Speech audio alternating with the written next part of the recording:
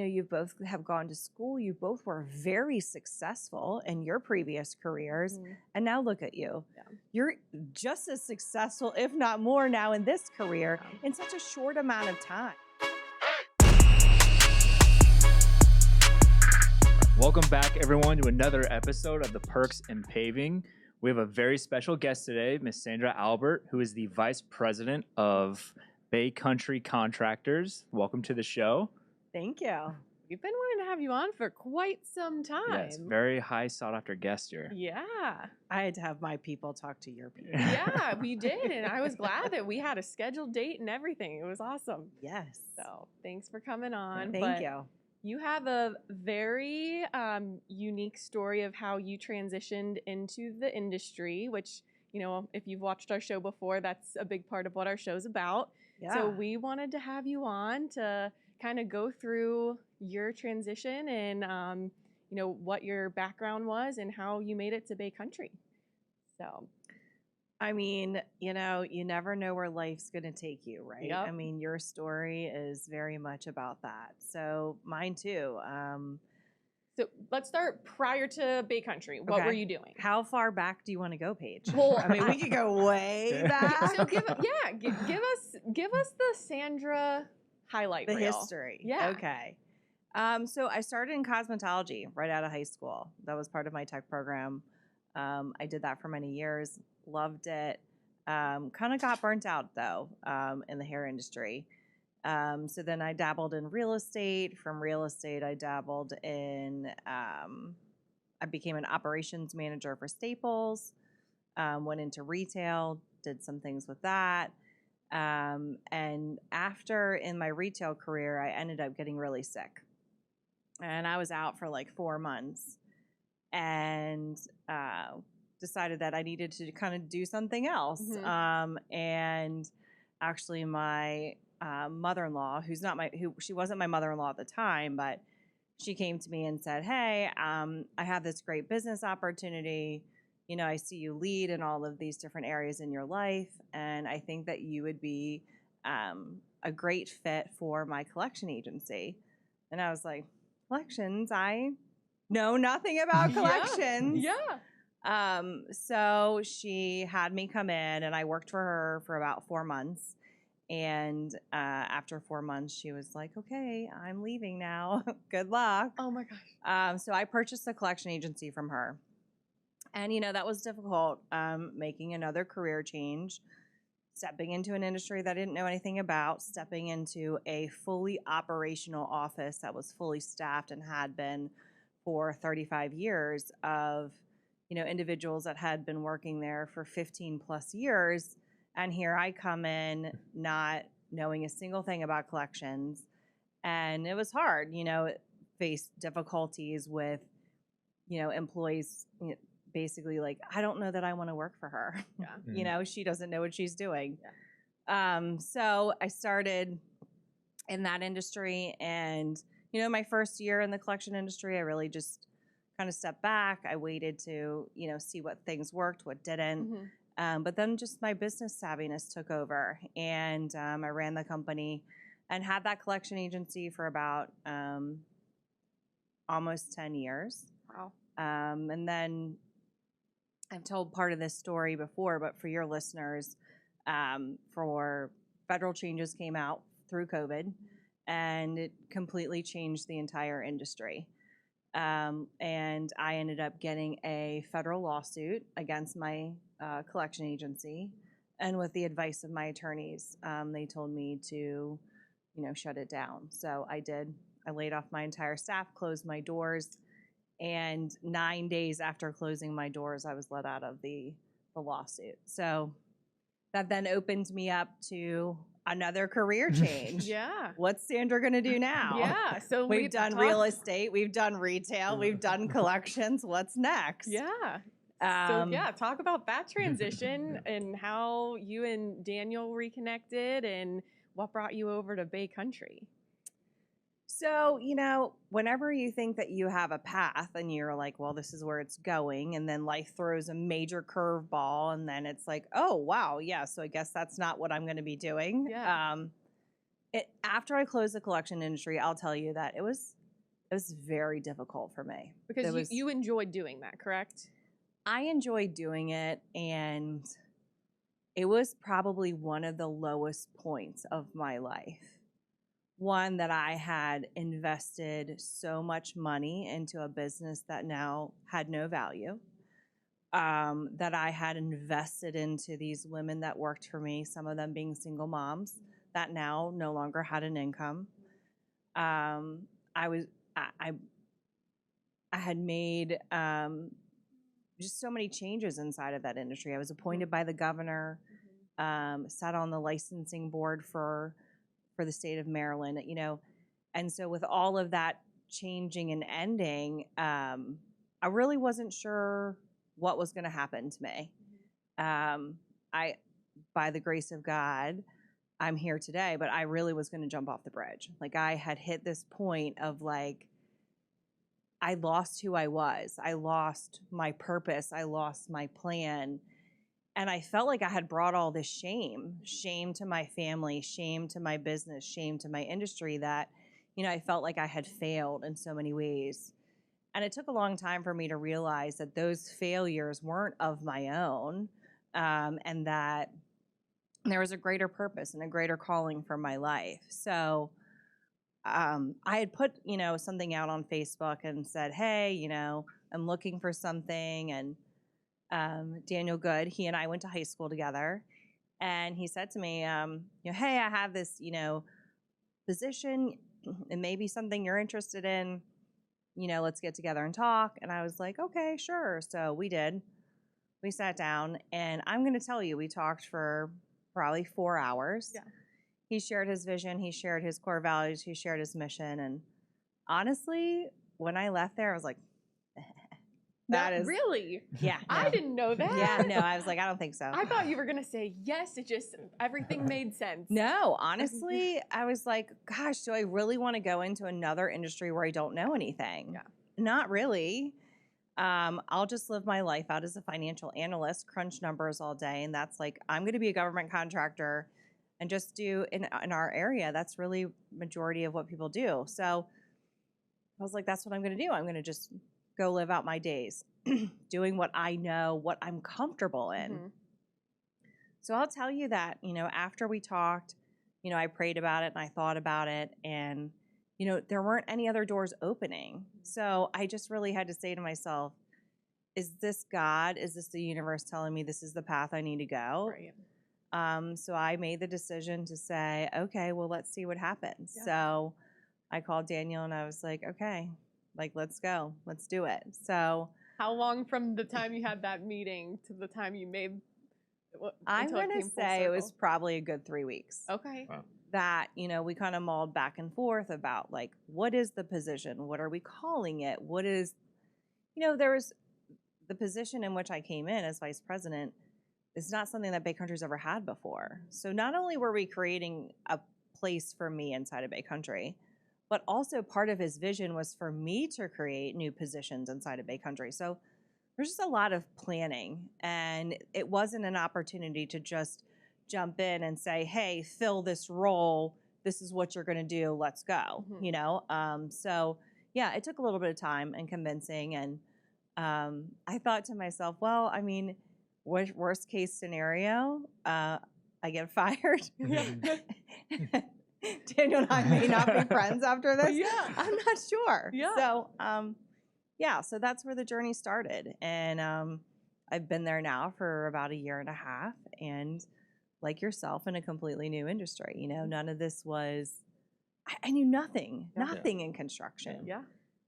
Any of the terminology, any of the processes, just, I use words like tree chomper and, cylinder block instead of cinder block. And like, just, I knew nothing, from contract billing to just not, But I think the big thing is when you're willing to learn, which you were. So right. Some people don't want to learn. They want to call it cylinder blocks forever, right. But Asphalt. by the Asphalt. graciousness Yeah. of my team, they were so welcoming to bring me in, and still to this day are welcoming to help me learn and to teach me. You know, I am very grateful that Daniel chose me to work with him because the knowledge and the value that he brings from the industry, like there's really no one better that I could work for. And, you know, having that dynamic, that male-female dynamic, it's hard. You know, he's really rough around the edges and I'm like soft and buttery on the inside, you know? So it's like finding the yin and the yang, you know, of we always say that, you know, he brings the business, I bring the people. And I think together that dynamic has helped grow our company, grow our culture, and just, you know, take us to a whole new place. You've mentioned the challenges of, number one, stepping into a brand new profession, stepping into such a high executive role. And recapping that, where would you say you started kind of lining up little victories where you were like, you know what, like I can do this? Not that there was ever self-doubt from the beginning, but where you started to be like, I am doing this, like we are growing. Like what were some moments early on where you're like, you had some victories to build off of, I should say? You know, when I came in, there's no like previous employee to train you in the VP role, you know?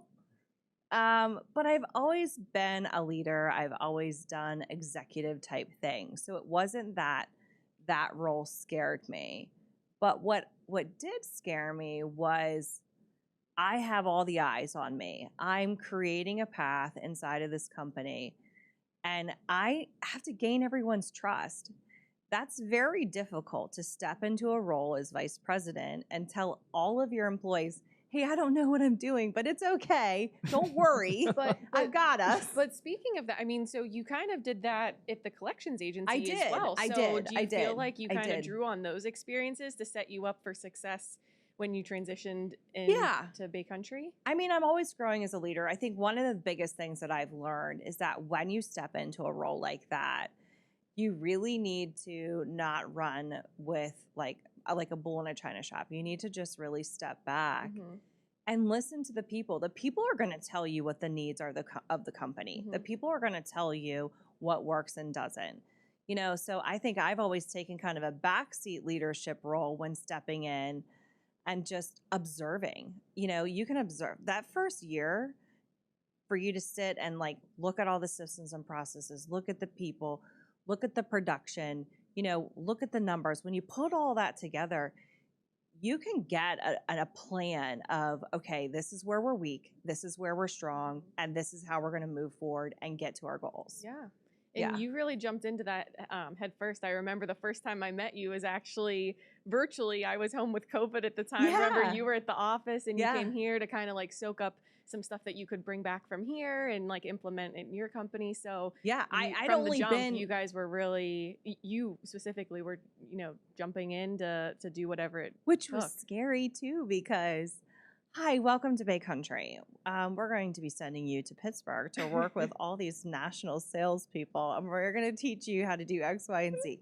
Pack your bags because you're leaving. And I'm like, where are what? you shipping me? And I'm going to go by myself to meet all these people. But, you know, but that's kind of, you know, what you do as a leader, right? Is that you want to surround yourself with others that are in the industry, that are already, you know, leading in the same way that you want to, you know, lead your company. So I was super grateful for Brian to, you know, bring me in and to meet you guys and just, you know, see how everything kind of works. So yeah, that was awesome. I remember that day. I was like, I had to tell Tony something, but I wasn't sure who you or whoever. I don't remember who I was chatting with, but I was like, I don't want to like say something that's out of line because I don't know who this really. You looked like you had your nice clothes on and you looked very fancy, and I'm like, I don't know what I can say in front of her. What I can who's this girl?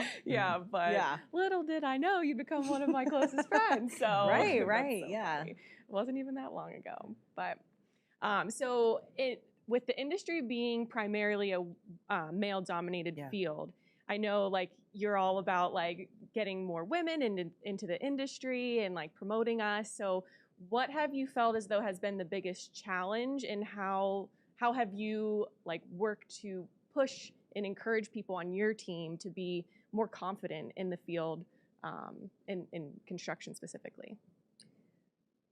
I have recruited people to my team that are very similar to me that have no construction background. My sales director, Jessica, she has no construction background, but she wanted to come work for me because she saw how empowering it was to leave one industry to go to a new industry.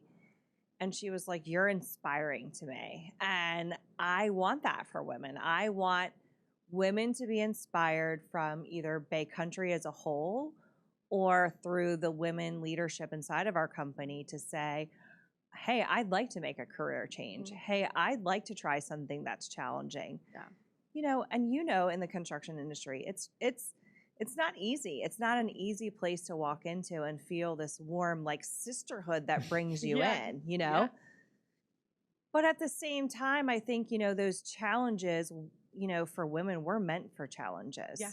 We are, pioneers and have been since the beginning of forging new ways. And so I think to answer your question, the challenges are really what empowers me, and it empowers me to then empower other women. The women inside of the construction industry, they're there, but they don't have a voice. So for me, that's what I want to do. I want to be your voice. I have seen women on the back of pavers. I've seen women working in the cranes. I have seen women, very powerful women running job sites. Like, you and I, we worked with a girl down in for one of our projects in Virginia Beach, or CarMax. She was a female-led project manager. You're starting to see a whole lot more of that. So I'm just super excited to bring a voice to those women of what's your experience, what are you learning inside of the industry in a male-dominated world? Yeah. And I think it's great that the men are willing to teach us and accepting of it. I think it's becoming more normalized for us to be present. So honestly, I've experienced where men are like, "Wow, I actually am so glad that a woman's on the job site because you're going to be a problem solver and you bring the warmth, to the job site." Yeah. Excuse me. Like, I feel like when men to men, they're there to get the job done. For women, we're there to know exactly how to run the job site so it's super proficient. Right. Because us as women have so many things that we have to do, right? Like, we're very detail oriented on how we want to get things done. Yep. So I think that's kind of a benefit that we bring to the industry. For sure. And I love that you brought in someone to your company with a similar, like, non-existent construction background, and I think the more that we can pull people in and teach them, I just think that's amazing. Well, and it's it is scary to make a career change, but at the same time, sometimes it's what you need. Yeah. It's what you need to thrive. I mean, look at you guys. Skill sets can transfer across all industries. If you communicate well, if you're a good person, if you stay on top of your tasks and be organized, I mean, you can succeed in whatever you want to do. Yeah. And I think your testimony to that, right? Of that, you both have gone to school. You both were very successful in your previous careers. And now look at you. Yeah. You're just as successful, if not more now in this career in such a short amount of time. Yeah. So sometimes it's not about the knowledge inside of the industry. It's the knowledge inside of the person. Yeah. It's the knowledge inside of the leader that you are that you can pick up and just go with it. Yeah, I agree. And oh, go ahead. That was well said. Yeah, very, very well said for sure. Oh, sorry. I thought you were. I'm so sorry. I thought you were saying something again. But no, I feel like when I left the field, with me being obviously a physical therapist, leaving the field, people were just like, "Whoa, you're leaving the field." But also, like you said, I mean, a woman leaving to go into construction, that was another component. But people like you, because at the beginning, I was not confident.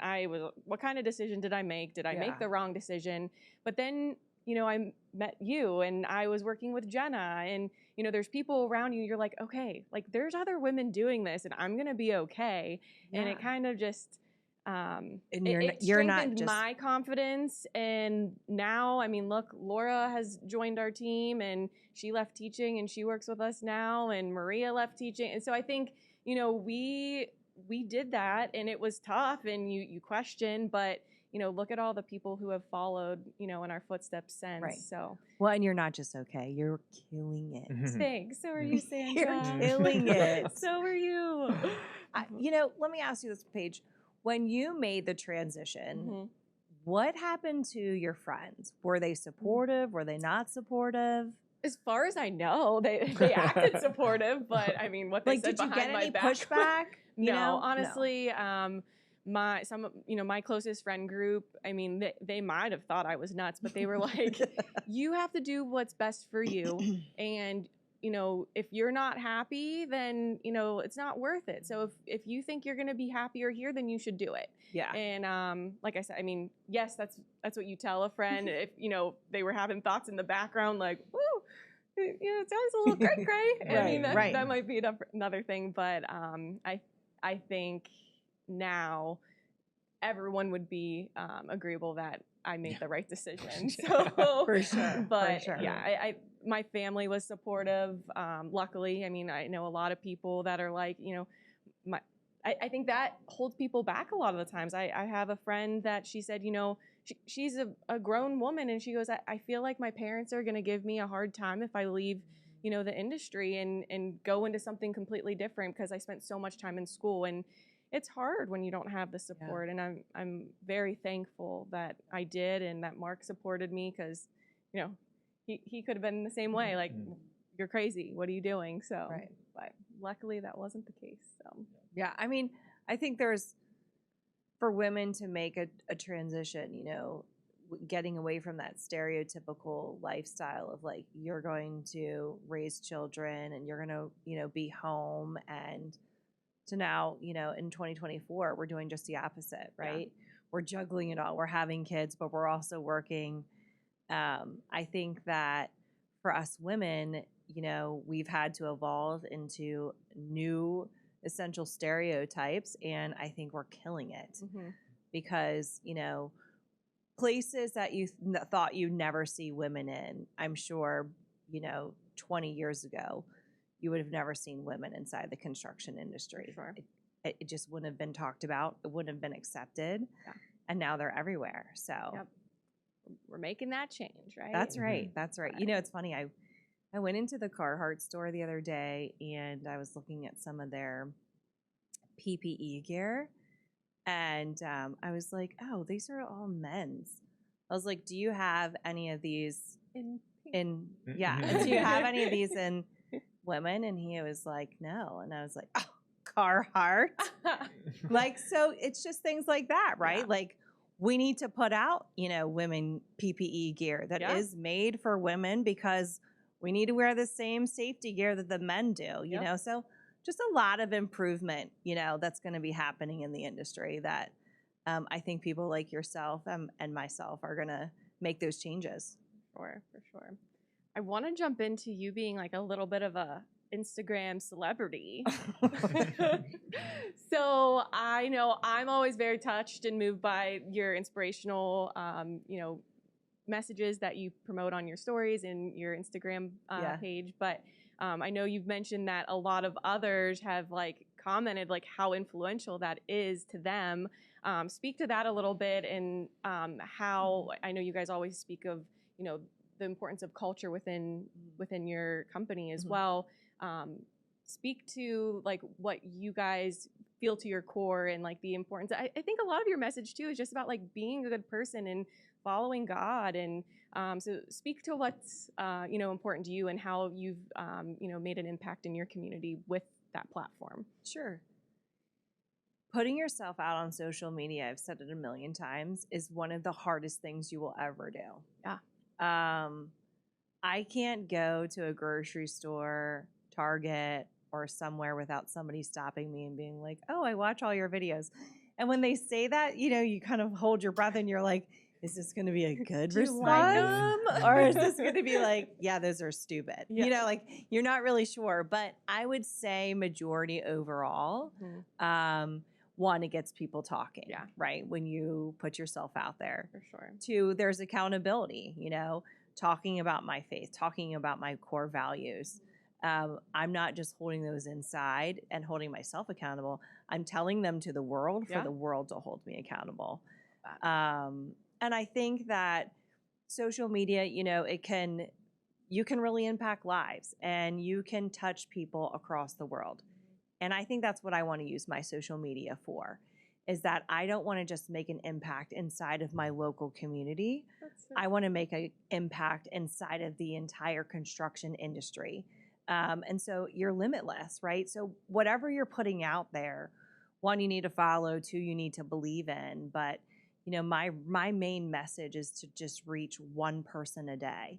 If that one story can inspire you, can push you to make better decisions today, can want you to be a better mom, well, then the whole purpose of that was what was made, right? So I think that with social media, when it comes to like our industry, I think that voice, we're filling a voice for women out in construction.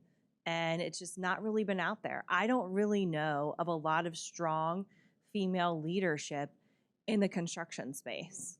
They're out there. There's a few, but there's not really this big, powerful movement of bringing women together. Right. It's one of the things I'm excited about for TCS Women is for us to provide a place that we can bring women in to feel comfortable and to encourage them, in an industry that they're not always welcome in. Yeah, I love that. Love that. Yeah. I love when I see your messages, but I never thought of it in that way as far as, we can make an impact on the people around us, but, with social media, we can make an impact much, much greater than what we your even voice realize, travels across the world. Yeah. What you're putting out there, somebody from Germany, somebody from Australia could be watching it, So, it's to have that technology at your fingertips that you can change lives. And you just from your own home, sitting on your couch, that one post, I mean, it's powerful. There's a lot of power behind it. For sure. So looking ahead for the industry, what do you hope for the future? I mean, obviously with TCM or TCS Women, that's going to be a good start in promoting women in the right direction in the industry. But what do you envision the future of women, and how are we going to help? Or not we? I mean we. I'm here with you. Yes. But like, what do you see for the vision of us in the future, and how we're gonna promote us more? I know you've mentioned a couple ideas in the past with some shirts and stuff, but like what do you see the future looking like with us in the industry? I think, Paige, you and I have a very important job. Yeah. And I think that job is to reach out to women in the industry and to find out what they're experiencing. Yeah. Like what adversities, what troubles, what problems are they having? And it would be people like you and I to bring light to those situations, to create places that, even if it's just having their own, porta potty on the job. Yeah. I think the job for us is to reach out to these women and find out what their needs are. Like, what are you experiencing? Do you need PPE gear that's specifically made for your body type? Yeah. I think that's where we start with our mission, is to find these women and give them support, find out what their needs and concerns are, and then for people like us to voice those concerns and make changes. I love that. Let's do it. You're obviously in town for TCS this week. What are you looking forward to most this week? Any educational opportunities? Are you presenting on anything? What's going on? So I always say this about TCS. What I love about TCS is the family aspect of it. Where can you come and sit in a room where people actually want to see you win? Yeah. And not only do they want to see you win, but they want you to share the secret sauce, right? Like, and you're willing to do that. I've seen lots of mentorship groups. We all know that they're out there. We've seen them. But there's not that real, true family connection. I mean, I'm interested in every person that walks in this door. Not only am I interested in what their challenges are going through in their business, but what's going on personally. We have developed a community that is so strong. So when I come together with TCS, it's a time that like I can reconnect, I can feel empowered again because maybe some of the problems that I'm experiencing, somebody else is experiencing it, or they've already been through that season and they can help give me advice. You know, the power of our community is like unstoppable. We are changing lives, you know, day after day. And I feel like the room that we are growing, there's just nothing out there like it. Yeah. So I think rejuvenating is like one of the best words. Like whether it's a Agreed. retreat or whether even if it's just a handful of people popping in for the week, like when you talk with people who are going through the same things that you're going through too, and they're working just as hard, and to, you know, recognize that in other people too, I think is awesome. It truly is like the best group of people. Like I have my personal friends, but like I like my work friends in the TCS family and the TPG family just as much. You know what I mean? Like we have such a great group, and obviously we all have the same goals. And like you said, the fact that everyone's willing to share, because that's not very common. Like no. mostly when you find someone who's super successful, they found the secret recipe and they want to keep it all for themselves. And the fact that, you know, there's a environment where we're all able to share what works well for me, what's not working well for me, and, you know, kind of discuss that in an open setting. It's just amazing to see everyone being on board for something like that. So. There's no competition. I think that also makes a difference in this group, is that we're not like fighting to see who can get to the top. We're all like, hey, how do we get to the top together? Yeah. You know? For sure. I think that makes a difference, especially too, like with women. Women can be so catty. Yeah. But women inside of TCS, we're like just super excited to watch everyone grow. For sure. Yeah. For sure. Well, I am so excited to hang out with you and connect more offline. And just meet everyone or see everyone, and probably maybe meet some new people Definitely as well. Meet but some newbies, yeah, for sure. we have some newbies, I believe, coming. But I'm super excited for the next few days, and I'm so glad that you finally got to come on our podcast. Thank you for making the time. Your story is so inspirational, and you know, so glad that we got to share it for you. So definitely fits with our theme very well too. So we were really excited to have you. So I appreciate that. Come again soon. Always. All right. Thanks, guys, for joining us for another episode of the Perks in Paving. And you can catch us on the One Team Media YouTube channel.